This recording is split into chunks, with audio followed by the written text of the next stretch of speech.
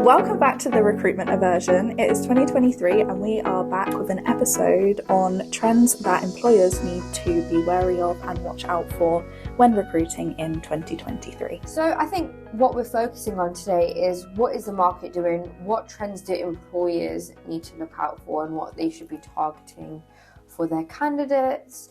So I would say one of the biggest trends this year is what is important to a candidate. Employers need to reevaluate and think about what they really want to bring in, because salary isn't the be-all and end-all anymore. No, absolutely not. I think now, obviously we are moving away from the pandemic, but so many people really still value the flexibility that the pandemic allowed them. So, now people are leaving jobs and maybe taking lower paid jobs because it actually leaves them with more disposable income, because they're not paying out for childcare fees and things like that, and they're saving money on commuting to work every day. So for those employers who think, let's bump up the salary this year, no, why don't you have a think about your working arrangements this year instead, because that is a big reason that retention may be low. Yeah, or what benefits they can include to kind of bump that up instead of going for the salary. What benefits do they have in their company that would work for a candidate, that candidate would see and would want? Because working from home is such a big thing. Are they going to offer a hybrid model? Because I don't think we're going to step away from it this year. I don't think candidates will step away from it this year. I don't think we ever will, to be honest. I think it's not, now that it's been done and every single company has shown it can be done. There's always going to be, well, why can't we do it? Yeah, and you saying benefits, I think we saw towards the end of last year that people were reevaluating, okay, what's a good benefit? Because some companies were like, every month you could have a £30 high street shopping voucher or whatever. And now people are thinking, well, I don't want that. I want something that's maybe better for my finances or for my health and well-being and things like that. So I think, sort of turn away from those sort of traditional cheesy benefits and maybe look at implementing mental health days, duvet days, things like that. Things that people care about. Things that people care about. And I think obviously we saw that a lot towards the end of last year, and I don't think that's going to change this year. It's probably actually going to accelerate even more. So I think that's definitely something that employers need to have a think about as they're going into this year. And I think you've got to remember as well, there's going to be more Gen Zs coming into the market. Now, what Gen Z want for a role, out of a role, and what a millennial would want are two completely different things. Very different. Gen Z have kind of gone to uni, worked during COVID times. So they have the expectancy of a good work-life balance. They expect certain things. They expect a company to have certain cultures and values. And that is something that they're really going to look into. Yeah, absolutely. And I think that is such a big point to, consider this Gen Z sort of workforce that's coming in, because they care about different things that millennials or boomers cared about. They care more about inclusion and diversity, things like that.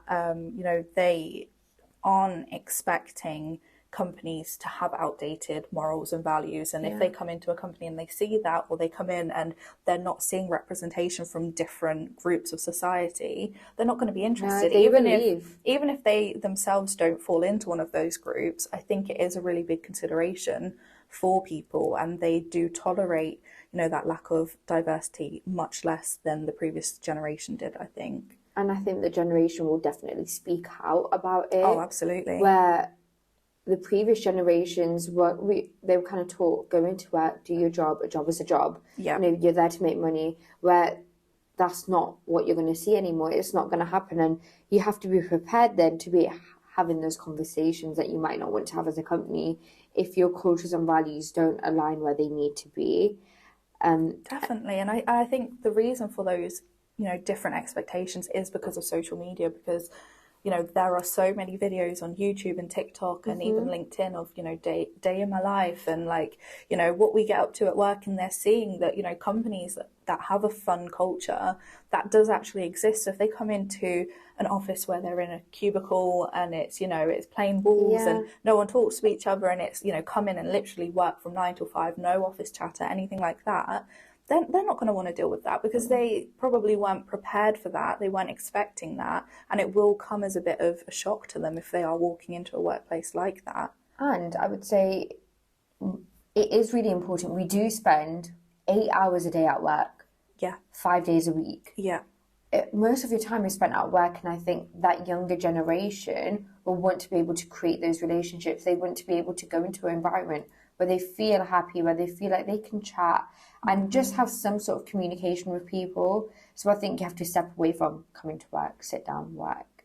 That's not what it is anymore. And I mean, I can say this because I am technically part of Gen Z, but I think Gen Z is very sort of like impatient across the board, and that can translate in quite a few ways. But one of the ways in which it can translate is impatience with promotions and things. You know, if they've been in the same role for, you know, a good few years and they haven't seen a promotion, they will leave. So I think it's important that employers, you know, they actually have a clear progression path set up before someone starts the job, even if it's long term, if it's there, if it's written down, if it's documented, if it's discussed, then, you know, people know that they've got something to work towards. And, you know, if they're not getting promotions when they were told they would or when they're expecting it, they are going to be impatient and they are going to leave and move on to other opportunities a lot quicker. I agree. I think it's a good thing to highlight at interview stages. Yeah. Talk about other people in the business that have progressed, started off where they did and where they are now, a few years later. And I think what they want to see, and it's always nice to see people around you progressing. What is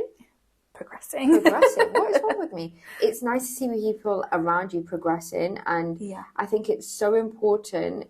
They don't want to work in an environment where, you know, only certain people progress. They want to see that it's equal opportunities for everyone, and your hard work counts towards something.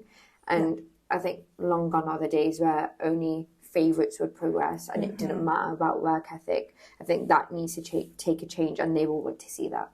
Definitely. And I think as well, people from this generation, they are more confident to sort of stand up for themselves. So, you know, those people in senior leadership who see it as a negative thing if someone comes to them with a problem or an idea or some criticism about the business, you know, that's not a bad thing anymore. You know, back in the day that was looked down upon, you know, how dare you come to leadership and say that, you know, but now there is that sort of open communication expectation.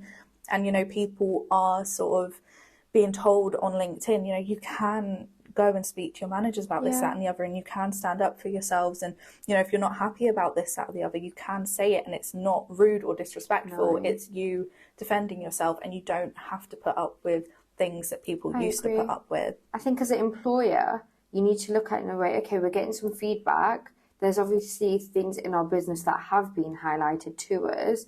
What can we do to change? Be receptive to that feedback.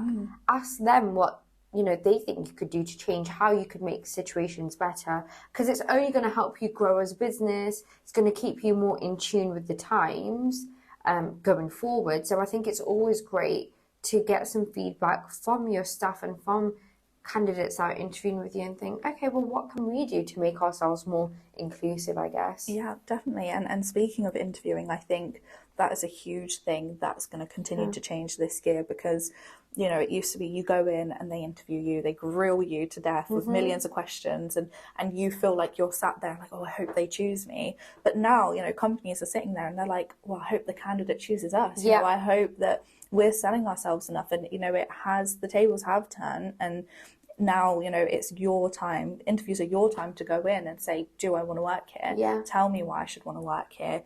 Can you offer me what I want, rather than them saying, can you offer us what we need? It's like we've said for a really long time, it's a candidate-driven market at the moment. So as a business, highlight yourselves, make sure you stand out, make sure you can go into an interview and sell yourselves.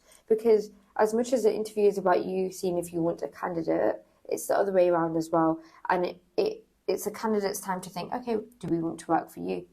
And I think you really need to sell yourself as a business and make yourselves look great.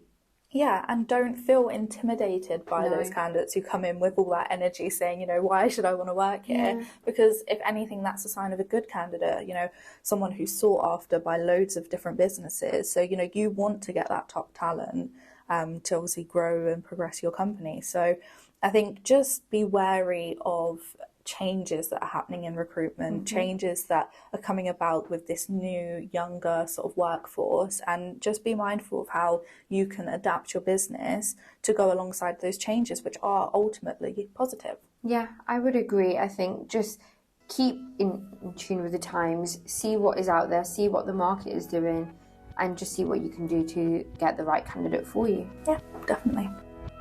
Thank you for listening to the Recruitment Aversion. Look out for next week's episode where we will be discussing candidate trends in the market.